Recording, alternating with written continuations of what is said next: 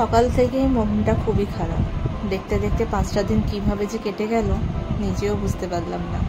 কিন্তু যাওয়ার সময় সবার যে এত ভালোবাসা আপ্যায়ন যে নিয়ে সাথে করে বন্দি করে যাচ্ছি, সেটাই হয়তো আমার কাছে অনেক কিছু। যদিও বা এত উপহার আমার সব কাছের মানুষের থেকেই পাওয়া।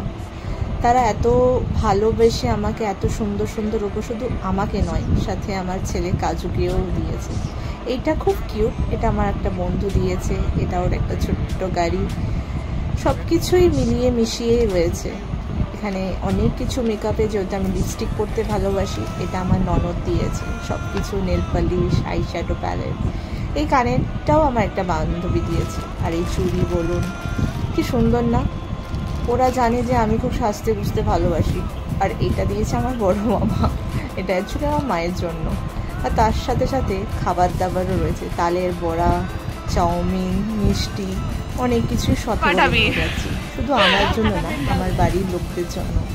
এখানে আমি সবাইকে টাটা বলে বেরিয়ে পড়ছিলাম। আর আমার ওলা সকাল থেকে আমি 3টে বুক করেছি, একটাও আমাকে ঠিক মতন রেসপন্স করছিল না। যাক গিয়ে শেষ পর্যন্ত আমি ইন ড্রাইভারকে বুক করে পেলাম।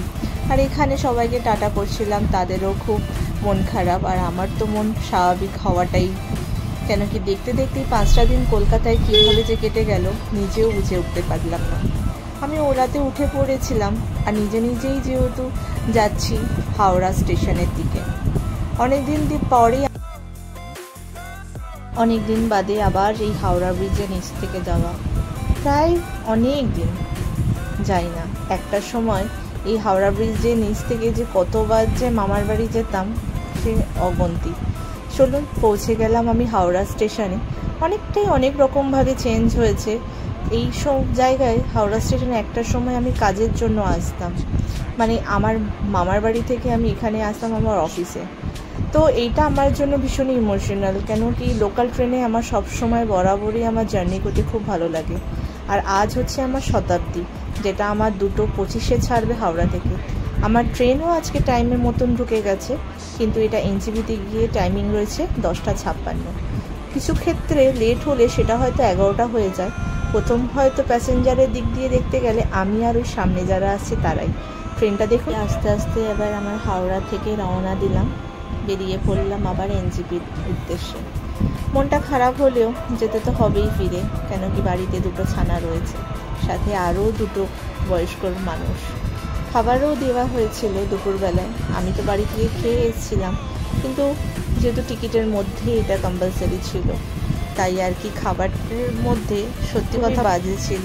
এতটা পরিমাণে খাবার টেস্ট খারাপ হয়ে গেছিলো শতাব্দীতে। আমি আগেও গেছি, তখনও খুবই ভালো ছিল, কিন্তু এতটা পরিমাণে এই শতাব্দীর খাবার এইবারে এতবার।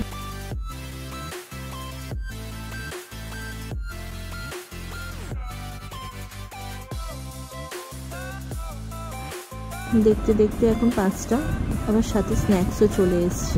বেলা ট্রেনের খাবার বলতে কিছুই খাইনি, কেন কি আমার এতটাই বাজে লেগেছে আমি আর খেতে পারিনি।